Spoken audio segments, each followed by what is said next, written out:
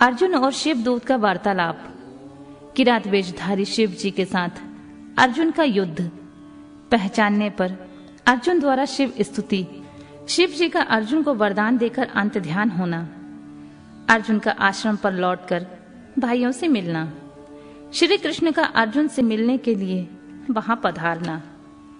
नंदीश्वर कहते हैं, महाज्ञानी सनत कुमार जी, अब परमात्मा शिव की लीला का श्रवण करो, जो भक्त वत्सल से युक्त तथा उनकी दृढ़ता से भरी हुई है।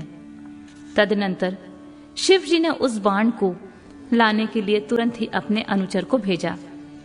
उधर अर्जुन भी उसी निमित्त से वहां आए। इस प्रकार एक ही समय में रुद्रानुचर तथा अर्जुन दोनों बाण उठाने के लिए वहां पहुंचे। तब अर्जुन ने उसे डरा धमकाकर अपना बाण उठा लिया। यह देख उस अनुचर ने कहा, ऋषि सप्तम, आप क्यों बाण ले जा रहे हैं? यह हमारा सायक है, इसे यहीं छोड़ दीजिए। बिल्लराज के उस अनुचर द्वारा यूं कहे जाने पर मुनिश्रेष्ठ अर्जुन ने शंकर जी का स्मरण किया और इस प्रकार कहा, वनेचर, तू बड़ा मूर्ख है, तो बिना सोचे समझे क्या बक रहा है? इस बाण को तो मैंने अभी अभी छोड़ा है, फिर यह तेरा कैसे?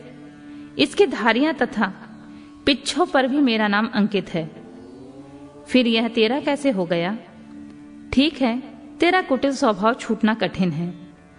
नंदीश्वर कहते हैं, मुने, अर्जुन का वह कथन सुनकर भिल्ल रूपी गणेश्वर को हंसी आ गई।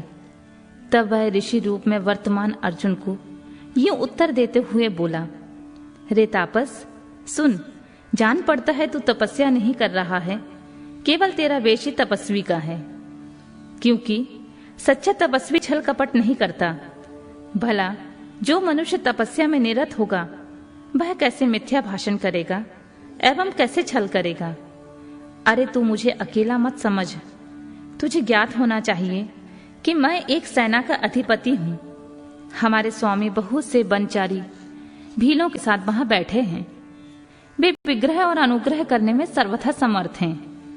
यह बाण जिसे तूने अभी उठा लिया है उन्हीं का है। यह बाण तेरे पास टिक नहीं सकेगा। तापस, तू क्यों अपनी तपस्या का फल नष्ट करना चाहता है? मैंने तो ऐसा सुन रखा है कि चोरी करने से, छल पूर्वक किसी को कष्ट पहुंचाने से, विस्मय करने से तथा सत्य का त्याग करने से प्राणी का तप क्षीण हो जाता है। यह बिल्कुल सत्य है। ऐसी दशा में तुझे अब तप का फल कैसे प्राप्त होगा? उस बाण को ले लेने से तू तप से युक्त तथा कृतज्ञ हो जाएगा, क्योंकि निश्चय ही यह मेरे स्वामी का बाण है और तेरी रक्षा के लिए उन्होंने इसे छोड़ा था। इस बाण से तो इन्होंने शत्रु को मार डाला और फिर बाण को भी सुरक्षित रखा। तू तो महान कृतज्ञ और तपस्या में अमंगल करने वाला है। जब तू सत्य नहीं बोल रहा है तब फिर इस तप से सिद्धि की अभिलाषा कैसे करता है? अथवा यदि तुझे बाण से ही प्रयोजन है तो मेरे स्वामी से मांग ले। वे स्वयं इस प्रकार के बहुत से बाण तुझे दे सकते हैं। मेरे स्वामी आज यहाँ विद्यमान हैं। तू उनसे क्यों नहीं याचना करता? तू तो उपकार का परित्याग करके अपकार करना चाहता है तथा अभी अभी कर रहा है। यह तेरे लिए उचित नहीं है। तू चपलता छोड़ दे। इस पर कुपित होकर अर्जुन ने उससे कई बातें कही और दोनों में बड़ा विवाद हुआ। अंत में अर्जुन ने कहा, बनचारी भील, तू मेरी सार बात सुन ले। जिस समय तेरा स्वामी आएगा उस समय मैं उसे उसका फल चखाऊंगा। तेरे साथ युद्ध करना तो मुझे शोभा नहीं देता, अतः मैं तेरे स्वामी के साथ लोहा लूंगा, क्योंकि सिंह और गीदड़ का युद्ध हास्यप्रद ही माना जाता है। भील, तूने मेरी बातें तो सुन ली हैं, अब तो मेरे महान बल को भी देखेगा। जा, अपने स्वामी के पास लौट जा, अथवा जैसी तेरी इच्छा हो वैसा कर। नंदीश्वर कहते हैं, मुने, अर्जुन के यूं कहने पर वह भील जहां शिव अवतार सेनापति किरात विराजमान थे वहां गया और भीलराज से अर्जुन का सारा वचन विस्तार पूर्वक कह सुनाया। उसकी बात सुनकर उन किरातेश्वर को महान हर्ष हुआ। तब भील रूपधारी भगवान शंकर अपनी सेना के साथ वहां गए। उधर पांडव पुत्र अर्जुन ने भी जब किरात की उस सेना को देखा तब वे भी धनुष बाण लेकर सामने आकर डट गए। तदनंतर किरात ने पुनः उस दूत को भेजा और उसके द्वारा भरतवंशी महात्मा अर्जुन को यूं कहलवाया। किरात ने कहा, तपस्विन, तनिक इस सेना की ओर तो दृष्टिपात करो। अरे, अब तुम बाण छोड़कर जल्दी भाग जाओ। क्यों तुम इस समय एक सामान्य काम के लिए प्राण गंवाना चाहते हो? तुम्हारे भाई दुख से पीड़ित हैं और स्त्री तो उनसे बढ़कर दुखी है। मेरा तो ऐसा विचार है कि ऐसा करने से भी पृथ्वी भी तुम्हारे हाथ से चली जाएगी। नंदीश्वर कहते हैं, मुने, जब अर्जुन की सब तरह से रक्षा करने के लिए किरात रूपधारी परमेश्वर शंभु ने उनकी भक्ति की दृढ़ता की परीक्षा के निमित्त ऐसी बातें कही, तब वह शिवदूत उसी समय अर्जुन के पास पहुंचा और उसने सारा वृतांत उनसे विस्तार पूर्वक कह सुनाया। उसकी बात सुनकर अर्जुन ने उस समागत दूत से पुनः कहा, दूत, तुम जाकर अपने सेनापति से कहो कि तुम्हारे कथनानुसार करने से सारी बातें विपरीत हो जाएंगी। यदि मैं तुम्हें अपना बाण दे देता हूं तो निसंदेह मैं अपने कुल को दूषित करने वाला सिद्ध हो जाऊंगा। इसलिए भले ही मेरे भाई दुखार्त हो जाएं तथा मेरी सारी विद्याएं निष्फल हो जाएं, परंतु तुम आओ तो सही। मैंने ऐसा कभी नहीं सुना कि कहीं सिंह गीदड़ से डर गया हो। इसी प्रकार राजा कभी भी बनेजा से भयभीत नहीं हो सकता। नंदीश्वर कहते हैं, मुने, अर्जुन के यूं कहने पर दूत पुनः अपने स्वामी के पास लौट गया और उसने अर्जुन की कही हुई सारी बातें उसके सामने विशेष रूप से निवेदन कर दी। उन्हें सुनकर किरात वेशधारी सेना नायक महादेव जी अपनी सेना के साथ अर्जुन के सम्मुख आए। उन्हें आया हुआ देखकर अर्जुन ने शिव जी का ध्यान किया, फिर निकट जाकर उनके साथ अत्यंत भीषण संग्राम छेड़ दिया। इस प्रकार गणों सहित महादेव जी के साथ अर्जुन का घोर युद्ध हुआ। अंत में अर्जुन ने शिव जी के चरण कमल का ध्यान किया। उनका ध्यान करने से अर्जुन का बल बढ़ गया। तब वे शंकर जी के दोनों पैर पकड़कर उन्हें घुमाने लगे। उस समय भक्त वत्सल महादेव जी हंस रहे थे। मुने, भक्त पराधीन होने के कारण वे अर्जुन को अपनी दास्ता प्रदान करना चाहते थे, इसलिए उन्होंने ऐसी लीला रची थी, अन्यथा ऐसा होना सर्वथा असंभव था। तत्पश्चात शंकर जी ने भक्त परवस्ता के कारण मुस्कुराकर वहीं अपना सौम्य एवं अद्भुत रूप सहसा प्रकट कर दिया।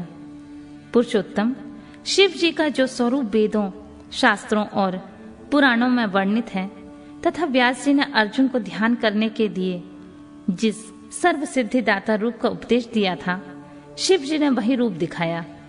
तब ध्यान द्वारा प्राप्त होने वाले शिव जी के उस सुंदर रूप को देखकर अर्जुन को महान विस्मय हुआ।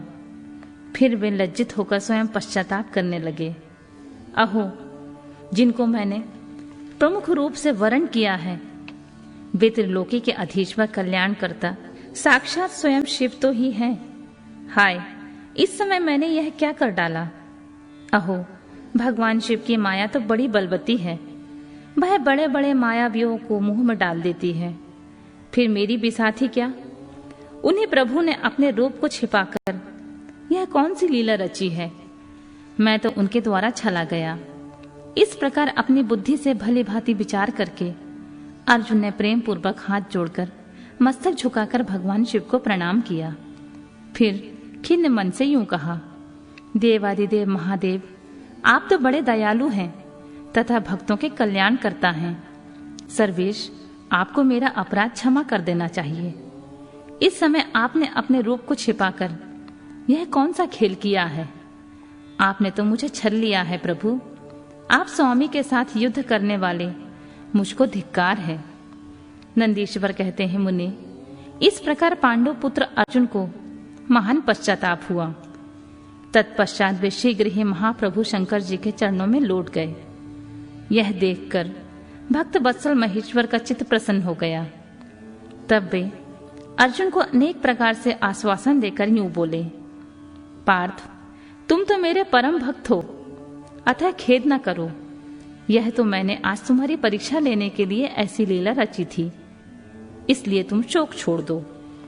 नंदीश्वर कहते हैं, मुने, यूं कहकर भगवान शिव ने अपने दोनों हाथों से पकड़कर अर्जुन को उठा लिया और अपने तथा गणों के समक्ष उनकी लाज का निवारण किया। फिर भक्त वत्सल भगवान शंकर वीरों में मान्य पांडव पुत्र अर्जुन को सब तरह से हर्ष प्रदान करते हुए प्रेम पूर्वक बोले, पांडवों में श्रेष्ठ अर्जुन, मैं तुम पर परम प्रसन्न हूं, अतः अब तुम वर मांगो। इस समय तुमने जो मुझ पर प्रहार और आघात किया है, उसे मैंने अपनी पूजा मान लिया है। साथ ही यह सब मैंने जो अपनी इच्छा से किया है, इसमें तुम्हारा अपराध ही क्या? अतः तुम्हारी जो लालसा हो वह मांग लो, क्योंकि मेरे पास कोई वस्तु भी ऐसी नहीं है जो तुम्हारे लिए अदेय हो। यह जो कुछ हुआ है वह शत्रुओं में तुम्हारे यश और राज्य की स्थापना के लिए अच्छा ही हुआ। तुम्हें इसका दुख नहीं मानना चाहिए। अब तुम अपनी सारी घबराहट छोड़ दो। नंदीश्वर जी कहते हैं, मुने, भगवान शंकर की यूं कहने पर अर्जुन भक्ति पूर्वक सावधानी से खड़े होकर शंकर जी से बोले, शंभु, आप तो बड़े उत्तम स्वामी हैं, आपको भक्त बहुत प्रिय हैं। देव, भला मैं आपकी करुणा का क्या वर्णन कर सकता हूं। सदाशिव, आप तो बड़े कृपालु हैं। यूं कहकर अर्जुन ने महाप्रभु शंकर की भक्ति युक्त एवं वेद सम्मत स्तुति आरंभ की।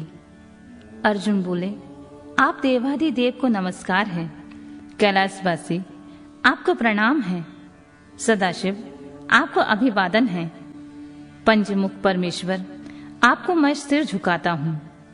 आप जटाधारी तथा 3 नेत्रों से विभूषित हैं, आपको बारंबार प्रणाम है।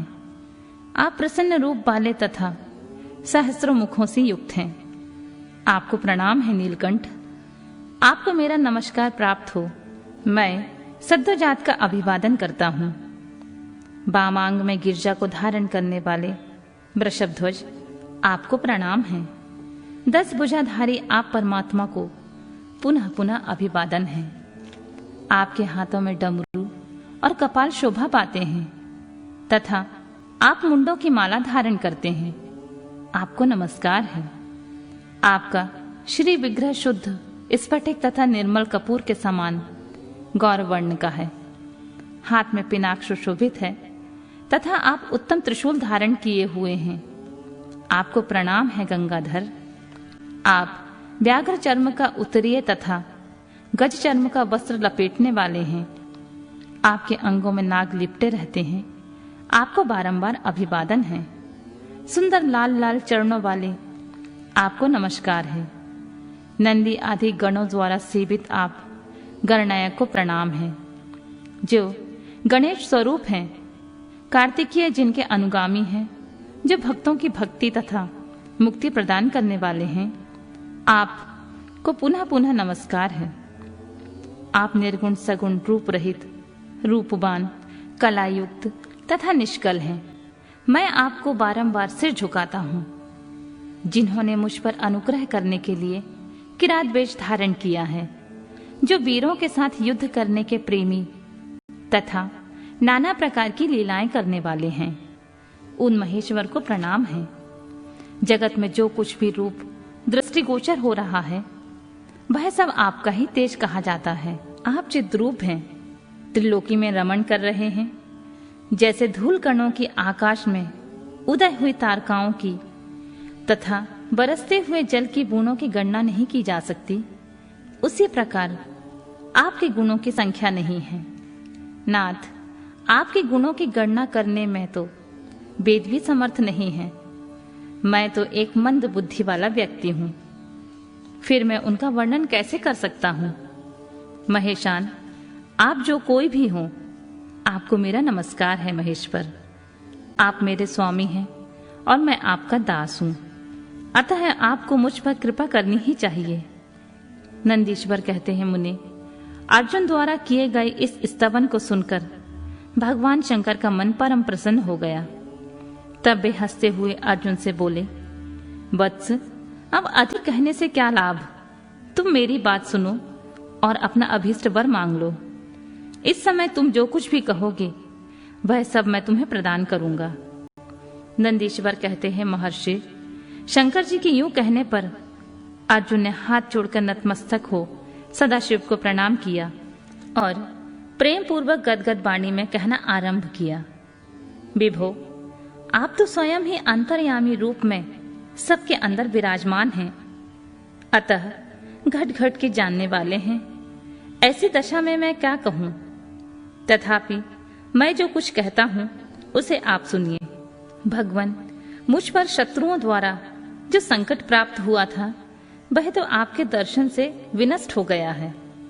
अब जिस प्रकार मुझे इस लोक की परासिद्धि प्राप्त हो सके वैसी ही कृपा कीजिए। नंदीश्वर कहते हैं, मुनि, इतना कहकर अर्जुन ने भक्त वत्सल भगवान शंकर को नमस्कार किया और फिर वे हाथ जोड़कर मस्तक झुकाए हुए उनके निकट खड़े हो गए। जब स्वामी जी शिव जी को यह ज्ञात हो गया कि यह पांडव पुत्र अर्जुन मेरा अनन्य भक्त है, तब वे भी परम प्रसन्न हुए और फिर महेश्वर ने अपने पाशुपत नामक अस्त्र को, जो सर्वदा समस्त प्राणियों के लिए दुर्जय है, अर्जुन को दे दिया और इस प्रकार कहा, वत्स, मैंने तुम्हें अपना महान अस्त्र दे दिया।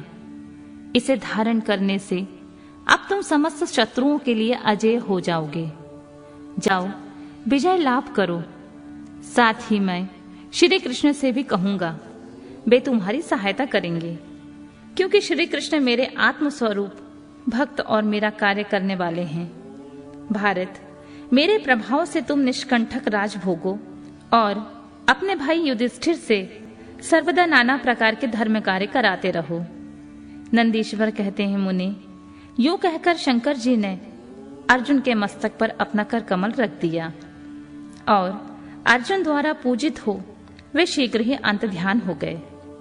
इस प्रकार भगवान शंकर से वरदान और अस्त्र पाकर अर्जुन का मन प्रसन्न हो गया। तब वे अपने मुख्य गुरु शिव का भक्ति पूर्वक स्मरण करते हुए अपने आश्रम को लौट गए। वहां अर्जुन से मिलकर सभी भाइयों को ऐसा आनंद प्राप्त हुआ मानो मृतकों के शरीर में प्राण का संचार हो गया हो। उत्तम व्रत का पालन करने वाली द्रौपदी को अत्यंत सुख मिला। जब वह उन पांडवों को यह ज्ञात हुआ कि शिवजी परम संतुष्ट हो गए हैं, तब उनके हर्ष का पार नहीं रहा। उन्हें उस संपूर्ण वृतांत के सुनने से तृप्ति ही नहीं होती थी। उस समय उस आश्रम में महामनस्वी पांडवों का भला करने के लिए चंदन युक्त पुष्पों की वृष्टि होने लगी। तब उन्होंने हर्षपूर्वक संपत्ति दाता तथा कल्याणकर्ता शिव को नमस्कार किया। 13 वर्ष की अवधि को समाप्त हुई जानकर यह निश्चय किया कि अवश्य ही हमारी विजय होगी।